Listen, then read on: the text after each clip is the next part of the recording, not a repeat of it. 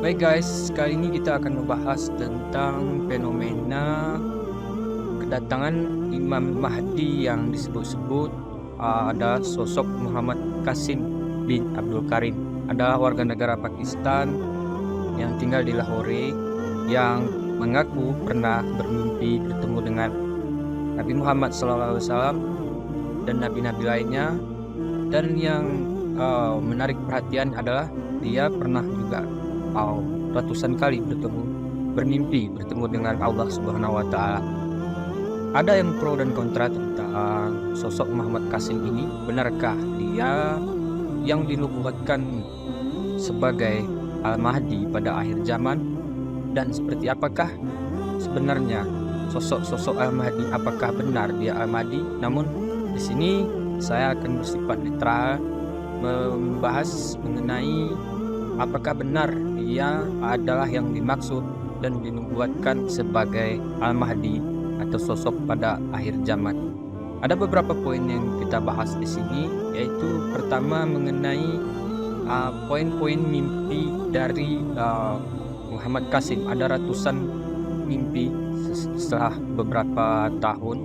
Nah, di sini satu persatu kita akan membahasnya lebih mendalam. Baik, yang pertama kita akan membahas tentang Muhammad Qasim bertemu dengan Allah Subhanahu wa Ta'ala. Nah, di sini saya akan menjelaskan sedikit dari segi filsafat Islam atau tasawuf orang-orang sufi pada zaman dahulu. Sepakat bahwa bertemu dengan Allah itu adalah nikmat paling tinggi di samping surga yang dijanjikan itu sendiri. Nah, di sini kita melihat atau yang kedua, bagaimana Nabi Musa bertemu dengan Allah di Gunung Sinai, yaitu hanya melihat nurnya saja Nabi Musa tidak sanggup untuk melihat Allah. Yang kedua, tentang Isra dan Mi'raj Nabi Muhammad SAW saat menerima wahyu untuk perintah sholat langsung bertemu dengan Allah. Namun seperti apakah gambarannya, wallahu alam. Namun di sini karena Muhammad Qasim mengaku sebagai bertemu dengan Allah, kita tidak bisa menjelaskan dari sisi tasawuf dan para sufi bagaimanakah pandangan dari Muhammad Qasim sendiri melihat Allah Subhanahu wa Ta'ala. Apakah dengan mata atau dengan batin, kita walau alam.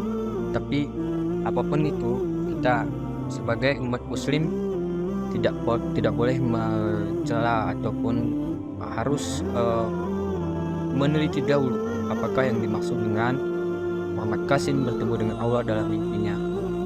Yang kedua, tentang mimpi perang dunia ketiga atau disebut dengan perang nuklir.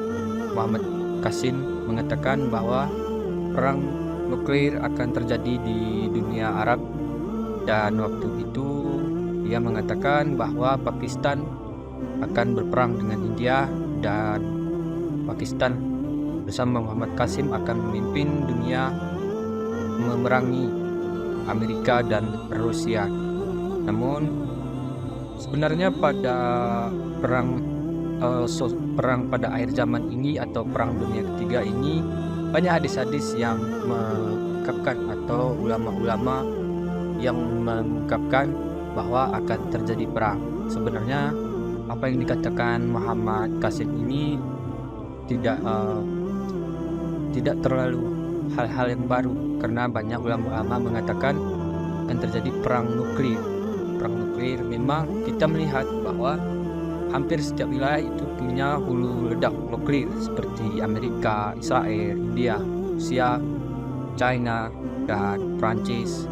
Mereka punya hulu ledak nuklir. Hampir di setiap wilayah dunia ini memiliki hulu ledak nuklir yang kalau itu terjadi maka dunia akan mengalami radiasi, terutama radiasi makanan ya, air itu susah untuk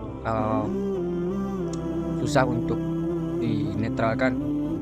Nah, yaitu yang kedua mengenai uh, hubungan antara Muhammad Qasim dengan hadis-hadis Bukhari, Muslim, apakah benar bahwa Muhammad Qasim ini adalah yang dimaksud walau alam? Karena yang kita tahu sebenarnya menurut ada beberapa pandangan yang menolak atau membaiat Muhammad Qasim ini, mengatakan bahwa mungkin ada beberapa pandangan atau dari hadis-hadis yang ada bahwa Muhammad Al-Mahdi adalah pemimpin dengan panji hitam, pemimpin pasukan panji hitam. Nah, ada beberapa yang berpendapat siapakah panji hitam itu, pasukan atau warrior dari Al-Mahdi itu. Ada yang beranggapan bahwa Hamas adalah pasukan panji hitam. Ada beberapa hadis yang mengatakan bahwa Hamas adalah pasukan yang taat pada kebenaran, membela kebenaran, dan kuat sampai pada akhir zaman. Mereka ditakuti oleh musuh dan tak terkalahkan sampai akhir zaman. Dan diceritakan bahwa Al-Mahdi memimpin di Masjid Al-Aqsa dan muncul di urasan. Jadi ini adalah ada pro dan kontra yang terjadi antara kaum muslimin yang percaya kepada Muhammad Qasim. Saya pikir silahkan, yang tidak percaya juga silahkan, jangan kita saling membenci satu sama lain. Namun apakah Muhammad Qasim adalah Ahmadi? Kita tunggu baiat beliau di depan Ka'bah bersama 300 pasukan yang mengikutinya. Nah, sebelum apakah terjadi kekacauan dulu baru Al-Mahdi dibaiat, walau alam ya. Nah, dari sini kita dapat simpulkan apa yang menjadi mimpi-mimpi dari Muhammad Qasim.